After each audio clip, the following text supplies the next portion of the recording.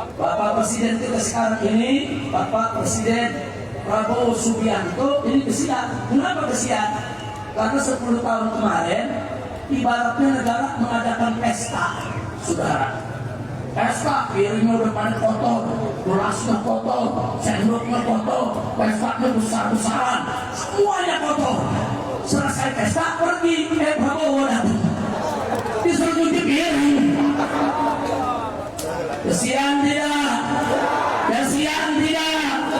Ya kalau cuci piringnya 1.000 2.000, maka cuci piringnya 20.000 triliun. Saudara, ya kalau presiden nggak stres sudah bagus. Makanya dari kemarin saya nasihati presiden, saya sampaikan dari setahun yang lalu kepada Bapak Presiden Prabowo, kalau Anda ingin memimpin dengan bagus, didukung habaib, didukung ulama, didukung rakyat, saya cuma punya nasihat satu kalau Bapak Muslim. Apa nasihatnya? Cuma satu saja. Jokowi dan kroni-kroninya jangan pernah dipakai lagi. Takbir. Angkat tangan semua, takbir. Takbir. Sallu ala Nabi. Ya, setahun yang lalu kita sampaikan ke saudara. Bukan yang sampai. Sudah kita sampaikan, sudah bahkan saya sebutin namanya atau saya sebutin namanya si A, si B, si C, hampir sekian belas saya sebutin. Dan yang terjadi apa saudara? Begitu dibentuk kabinet, yang saya sebutin masuk semua. Innalillah. Pusing. Nasib udah. Kalau tahu begitu jangan kita sebutin ya.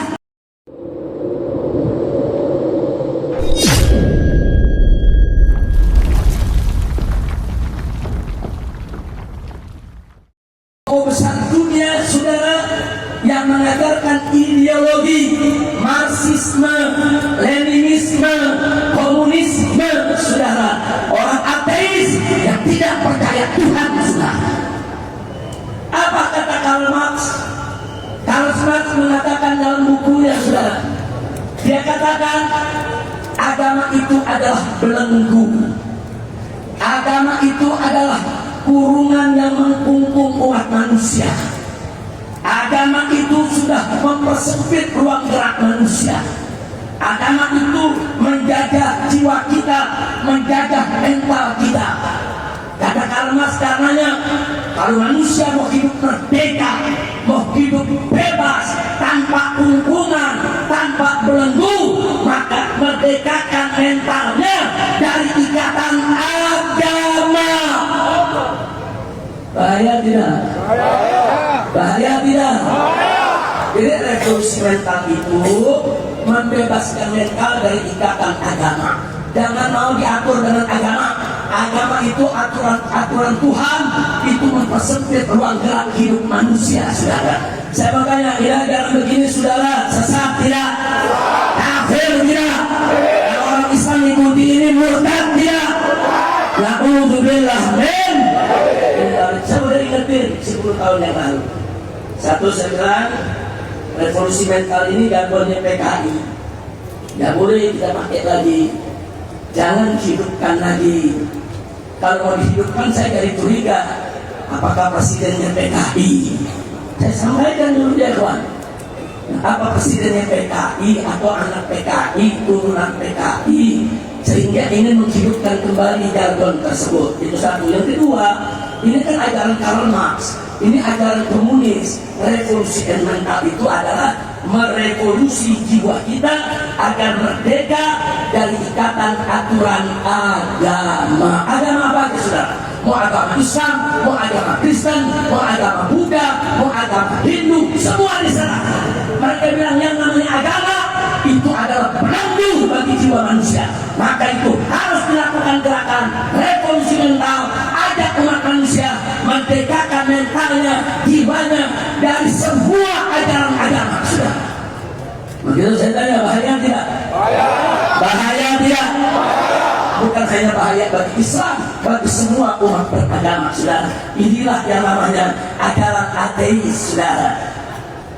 Nah kemudian, saudara, kalau revolusi mental seperti itu, lalu revolusi akhlak seperti apa? Nah kalau revolusi akhlak itu yang Nabi katakan, innama bu'ithu liutammima makarimal akhlak. Sesungguhnya aku ini diutus hanya untuk menyempurnakan akhlak daripada umat manusia, saudara. Jadi Nabi mengajak kita untuk revolusi dari syahwat, merdekakan diri kita dari godaan syahwat, dari godaan setan, merdekakan diri kita dari godaan dunia, saudara, supaya hati kita bersih, jiwa kita bersih, pikiran kita bersih, hanya kita persembahkan untuk Tuhan yang satu. Siapa Tuhan yang satu? Siapa yang Maha Esa? Siapa yang Maha Besar? Siapa yang Maha Agung? Siapa yang Maha Suci? Takbir! Takbir! Sallu ala Nabi.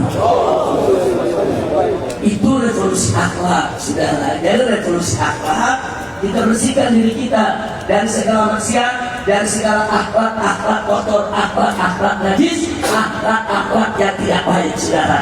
Hanya akhlak yang mulia, akhlak yang terpuji, yang wajib kita jaga, insya Allah. Kalau gitu saya tanya, revolusi mental dan revolusi akhlak sama atau tidak? Sama atau tidak? Revolusi mental, saudara, itu diperjuangkan oleh Karl Marx. Tapi revolusi akhlak itu adalah misi yang dibawa oleh Nabi kita Sayyiduna Muhammad Sallallahu Alaihi Wasallam. Jadi kalau kita mau sebut, saudara, Nabi kita itu bapak revolusi akhlak dunia, saudara. Begitu ketika beliau diutus di atas muka bumi ini, saudara, seluruh dunia dalam jahiliyah. Bukan Arab saja yang jahiliyah, saudara, seluruh dunia jahiliyah. Mari kita lihat di Persia ketika itu, satu kekaisaran yang begitu besar. Di sana merebak ajaran bahwa seorang ayah berhak untuk mengawini anak kandungnya. Saya makanya biadab tidak, sesat tidak, jahiliyah tidak. Itu kondisi Persia ketika itu. Mari kita lihat kondisi di tengah bangsa Arab. Ya, anak-anak perempuan banyak yang dikubur hidup-hidup, saudara. Banyak anak perempuan dikubur hidup-hidup, saudara. Saya tanya, biadab tidak? Jahat tidak? Zalim tidak? Ya, seluruh dunia jahiliyah. Di Eropa, saudara, oh ada tontonan, saudara. Setiap pekan, setiap bulan ada tontonan. Budak diadu dengan budak, itu yang kita kenal dengan nama gladiator, saudara. Diadu, sementara kaum bangsawan semacam stadion, saudara, duduk di pinggiran, saudara, dari balkon mereka nonton manusia dengan manusia diadu sampai salah satunya mati, saudara. Nggak puas manusia dengan manusia diadu, saudara, akhirnya manusia diadu dengan singa, manusia diadu dengan serigala, saudara. Saya bertanya, biadab tidak? Zalim tidak? Itulah kondisi dunia, saudara. Di negeri Cina, saudara, apa yang terjadi di negeri Cina? Semua laki-laki yang bekerja di istana kerajaan harus dikebiri, saudara. Pak, rakyat dikebiri, jahat ya? Jahat ya? Bapak mau dikebiri? Astagfirullahaladzim. Ini adat mereka, tradisi mereka, aturan mereka. Kalau begitu saya tanya, jahat tidak? Biadab tidak? Zalim tidak? Seluruh dunia jahiliyah, saudara. Apalagi di Afrika, bahkan sebagian Indonesia, tidak seluruh, saudara. Sebagian Indonesia yang ada di pedalaman di Afrika, saudara, pasti ada orang makan orang, saudara. Daging orang dimakan, saudara. Saya mau tanya, saudara, makan daging orang, saudara, itu jahiliyah tidak? Jahiliyah tidak? Seluruh dunia jahiliyah, saudara. Nggak jahiliyah, saudara. Nah, Nabi diutus untuk menyempurnakan akhlak umat manusia. Ya, beliau diutus pertama kali di kota Mekah. tapi ajarannya rahmatan lil alamin. Allah yang menyatakan wa ma arsalnaka illa rahmatan lil alamin. Tidaklah kami utus engkau wahai Muhammad melainkan untuk rahmat untuk semesta alam. Lil alamin. Alamin dalam bahasa Arab Pak artinya masih Allah. Apa saja selain Allah itu disebut alamin. Atau dengan kata lain, semua makhluk ciptaan Allah, apapun itu masuk dalam arti al-alamin. Berarti kalau Nabi dikatakan rahmatan lil alamin, rahmat untuk alam manusia, rahmat untuk alam malaikat, rahmat untuk alam jinnya, rahmat saudara untuk alam haiwanat, rahmat untuk alam daripada tumbuhannya saudara, rahmat untuk seluruh alam semesta. Sallu ala Nabi. Nah, karena Nabi diutus sebagai rahmat, maka syariat yang dibawanya juga merupakan rahmat bagi alam semesta. Maka itu syariat Islam menjadi solusi untuk apa? Untuk mengobati perilaku biadab, perilaku jahat, sifat jelek dimanapun manusia itu berada, saudara. Bagaimana Islam mengajarkan akhlak yang baik, bagaimana Islam mengajarkan tata krama, bagaimana Islam mengajarkan budi pekerti, semua kezaliman, adab jahiliyah dihapus oleh ajaran Nabi kita Sayyidina Muhammad Sallallahu Alaihi Wasallam. Itu saya bertanya, Nabi resolusi akhlaknya dahsyat tidak? Jawabnya keempat, dahsyat tidak? Bagus tidak? Indah tidak? Bangga kita dengan Nabi? Yakin? Percaya? Cinta? Takbir? Saudara, kita punya Nabi, misinya menyempurnakan akhlak. Yang menariknya, sebelum Nabi ngajak orang lain akhlak, Nabi akhlaknya sudah sempurna, saudara. Jadi sebelum Nabi ngajak orang berbuat baik, beliau juga berbuat baik. Sebelum Nabi ngajak orang lain, saudara, untuk melakukan kebaikan-kebaikan, kesalehan-kesalehan, Nabi sudah melakukannya terlebih dahulu. Makanya mari kita lihat firman Allah dalam surat Al-Qalam, saudara, di mana Allah memberikan sertifikat ilahi kepada kita punya Nabi, syahadatul ilahiyah, saudara. Allah nyatakan, faqala ta'ala fi akhlaqi nabiyhi sayyidina Muhammad sallallahu alaihi wasallam, wa innaka la'ala khuluqin azim. Sesungguhnya engkau ya Muhammad betul-betul memiliki akhlak yang azim. Pak, Bu, Allah mengatakan akhlak yang azim. Allah tidak mengatakan akhlak yang thayyib, akhlak yang hasan. Hasan, thayyib, bagus, indah. Akan tetapi Allah mengatakan azim. Saudara, kenapa dikatakan azim? Artinya akhlak Nabi itu luar biasa, azim, sangat mulia. Berarti di atas segala keindahan, di atas segala daripada kemuliaan, saudara. Itulah akhlak Nabi kita Muhammad Sallallahu Alaihi Wasallam. Akhlak Nabi azim. Allah katakan azim, agung, agung. Subhanallah. Nah, Nabi yang punya akhlak sangat agung tersebut, itulah yang ditugaskan oleh Allah untuk menyempurnakan akhlak umat manusia. Alhamdulillah, saudara. Kalau kita ingin bercerita tentang kesempurnaan keagungan akhlak Nabi, 1 jam nggak cukup, sehari nggak rapi, seminggu juga belum kelar, sebulan, setahun nggak akan ada habisnya, saudara. Seumur hidup kita sekalipun menceritakan tentang kesempurnaan akhlak Nabi tidak akan ada pernah selesainya, saudara. Kenapa? Saking sempurnanya. Sallu ala Nabi. Betul-betul sempurna, saudara. Tapi sungguh pun begitu, ada pelajaran begitu bagus dari Sayyidatina Aisyah radhiyallahu anha. Siti Aisyah, salah satu istri Nabi yang sangat disayangi oleh Nabi, saudara. Beliau hidup bersama Nabi, tidur bersama Nabi, serumah sekamar dengan Nabi. Tentu yang namanya istri banyak tahu rahasia suami. Betul Pak? Pak, saya nggak tahu Anda, tapi istri tahu nggak? Oh, apa? Saudara, seluk-beluk suami yang paling hafal istri. Begitu juga ibu. Bu, yang paling tahu rahasia ibu siapa? Suami. Nah, jadi Sayyidatuna Aisyah paling tahu rahasia Nabi. Datang tabi'in bertanya kepada Sayyidatuna Aisyah, ya ummul mukminin, wahai ummul mukminin, wahai ibunya orang yang beriman, kaifa kana khuluqun Nabi sallallahu alaihi wasallam. Bagaimana sih sebetulnya akhlak Nabi? Itu pertanyaan Islam. Pertanyaannya bagaimana sih akhlak Nabi? Kamu mau tahu? Karena Sayyidatuna Aisyah, istri yang disayang Nabi, hidup serumah dengan Nabi, bahkan sekandang dengan Nabi, saudara. Yang paling tahu rahasia Nabi, saudara.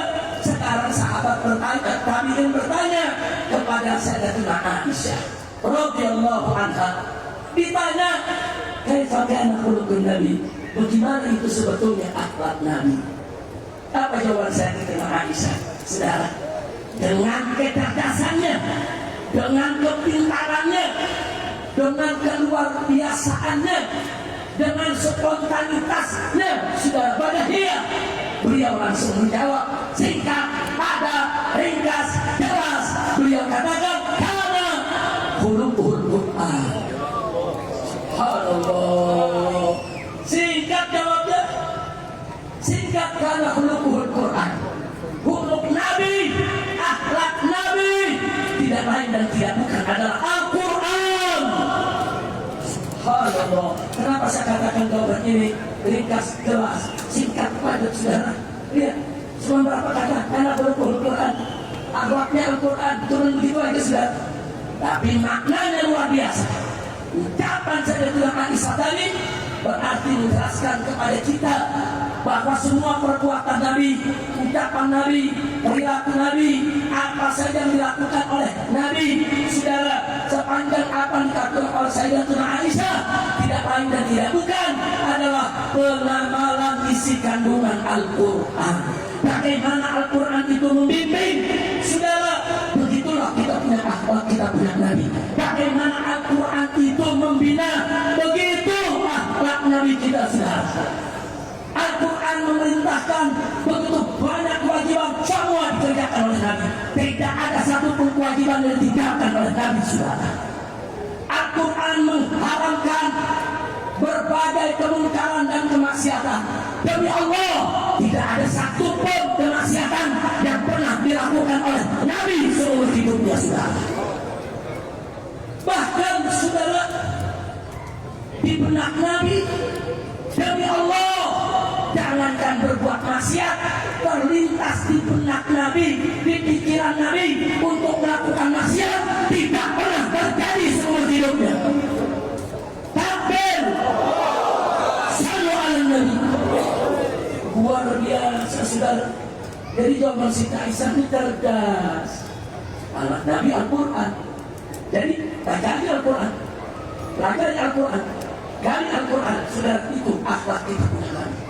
Oh, Nabi sholat karena perintah Al-Quran, saudara, dari Allah Subhanahu wa Ta'ala. Ya, akhlak itu, saudara, sholat itu akhlak kita, akhlak setiap muslim. Oh, Al-Quran memerintahkan puasa Ramadan, Nabi puasa, ya puasa itu akhlak kita, saudara, karena itu akhlak Nabi, saudara. Jadi sekali lagi, saudara, bahwa Nabi adalah bapak revolusi akhlak. Sampai di sini saya mau tanya lagi, revolusi mental dari Nabi bukan? Dari Nabi bukan? Revolusi akhlak dari siapa? Dari siapa? Jadi sekarang saya mau tanya jamaah di sini, mau pilih revolusi mental atau revolusi akhlak? Mental atau akhlak? Takbir! Sallu ala Nabi. Ini gara-gara revolusi mental banyak orang korupsi, sudah 10 tahun bangkrut kita punya negeri karena kebanyakan korupsi. Gara-gara betul revolusi mental dari banyak yang korupsi. Fakta sudah dulu zaman Pak Harto ada korupsi, bukan nggak ada, tapi korupsinya di kolong meja. Korupsinya di mana? Kolong meja. Artinya apa? Masih punya malu, saudara.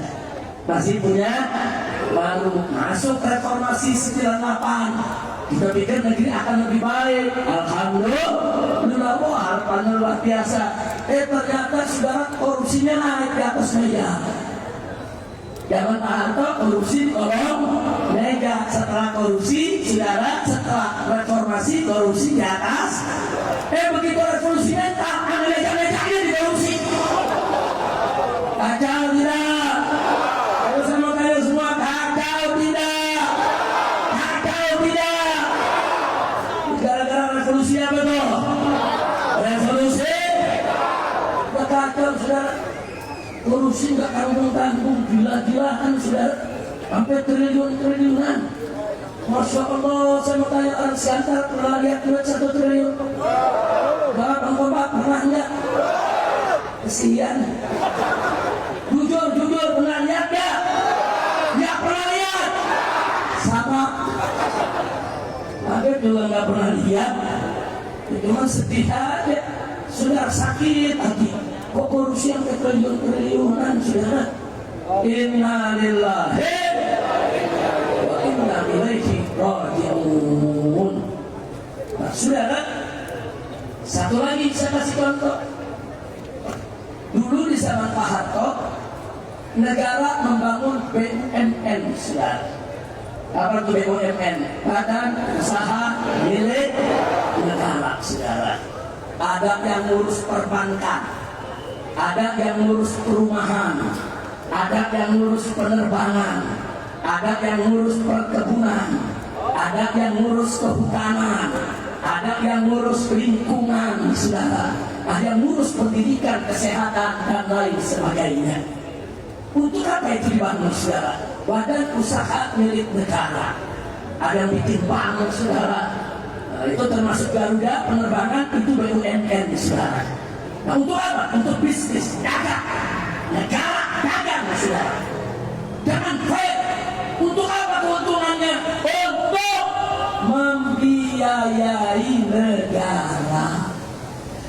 Gaji pegawai negeri diambil dari situ, saudara. Gaji ASN, gaji tentara, gaji polisi, gaji guru, bangun sekolah, bangun puskesmas, bangun klinik, bangun jalan raya, bangun saluran listrik ke desa-desa, saudara. Sementara pajak rendah. Dulu zaman Pak Harto nggak ada tuh PBB, nggak ada tuh PPN, saudara. Yang ada IREDA, murah, saudara, murah. Kenapa? Emang Pak Harto nggak ada yang duit? Bukan, karena keuntungan dari BUMN sangat besar, cukup membiayai negara sehingga tidak perlu mencekik rakyat. Bagus tidak? Bagus tidak? Takbir. Kita dari pemerintahan manapun yang bagus kita sebut bagus, sudah. Yang jelek kita sebut jelek, sudah. Luar biasa. Lalu bagaimana nasib BUMN sekarang, sudah? Selama 10 tahun apa yang terjadi, saudara? Itu presiden, saudara, menteri menunjuk tim suksesnya yang nggak ngerti apa-apa dari komisaris di BUMN, saudara. Nggak sampai di situ. Buzzer, pelawak, artis, influencer, bintang film yang nggak ngerti ekonomi ditaruh dari komisaris, saudara. Ada yang ditaruh di Pertamina, ada yang ditaruh pertambangan. Gajinya ratusan juta, bahkan miliaran setiap bulan. Mereka nggak bisa apa-apa, hanya karena tim sukses itu kampanye memenangkan calonnya, saudara. Mereka nggak bisa apa-apa, hanya karena muji-muji pemimpin, ngejilat, saudara. Ditaruh komisaris di mana-mana. Lalu apa yang terjadi? Begitu mereka jadi komisaris 10 tahun, saat ini, saudara, hampir semua BUMN bangkrut. Kacau tidak? Kacau tidak? BUMN. Dulu zaman Pak Harto kalau orang dikasih jadi komisaris di Pertamina, ada fit and proper test, ada ujian dulu saudara, dia bisa dan ngurusinnya. Kan bisa kan? Nggak bisa, tidak boleh. Ini sekarang pelawak suruh ngurus minyak, jadi bercanda dulu. Betul? Maka 10 tahun kemarin saudara, bos Gojek jadi menteri pendidikan, bos Gojek mestinya jadi menteri transportasi, menteri perhubungan. Itu bagus, betul? Betul? Ini enggak, bos Gojek jadi menteri pendidikan. Saudara, rusak itu pendidikan di mana-mana. Dan sekarang ditangkap. Kenapa? Ketahuan ada korupsi 9 triliun. Astagfirullahaladzim. Maka itu sekarang saya tanya saudara, inilah sebabnya Pak. Rakyat banyak bertanya di mana-mana lalu, kenapa pajak naik? Di Pati naik 250%, bahkan di Cirebon naik 1000%. Masyarakat bingung. Begitu lihat kajian PBB, tahun kemarin cuma 6.500, sekarang 6.500.000 saudara. Kemarin 65.000, sekarang 6.500.000 saudara, naik 1000%. Ini apa saudara? Itu tadi begitu BUMN rugi saudara, habis-habisan ruginya, sampai hari ini tetap rugi, belum bisa diselamatkan. Negara berpikir bagaimana supaya dapat duit banyak, jawabannya pajakin rakyat. Astagfirullahaladzim. Gak jauh tidak? Gak jauh tidak? Bu,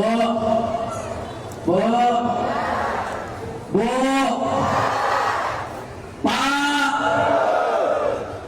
Ini bapak-bapak suaranya kalau ibu-ibu. Sekali lagi, Bu, Pak. Negara bangkrut. Yang ngomong-ngomong ya, bangkrut. Bang, makanya kesian Bapak Presiden kita sekarang. Bapak Presiden kita sekarang ini, Bapak Presiden Prabowo Subianto ini kesian. Kenapa kesian? Karena 10 tahun kemarin ibaratnya negara mengadakan pesta, saudara. Pesta, piringnya udah pada kotor, gelasnya kotor, sendoknya kotor, pestanya besar-besaran, semuanya kotor.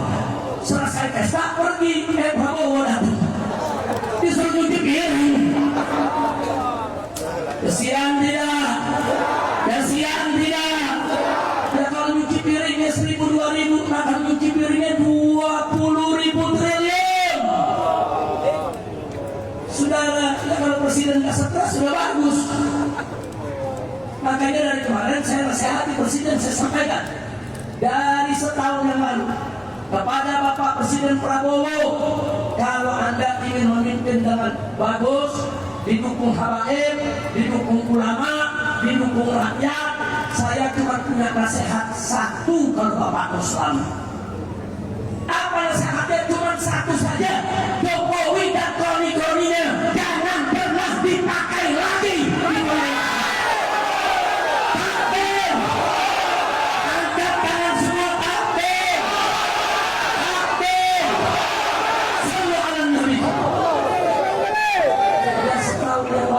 Sampaikan ke saudara, bukan yang disampaikan, sudah kita sampaikan, sudah. Bahkan saya sebutin namanya atau saya sebutin namanya si A, si B, si C, hampir sekian belas saya sebutin. Dan yang terjadi apa saudara? Begitu dibentuk kabinet, yang saya sebutin masuk semua. Innalillah. Pusing. Nasib udah. Kalau tahu begitu jangan kita sebutin. Nah.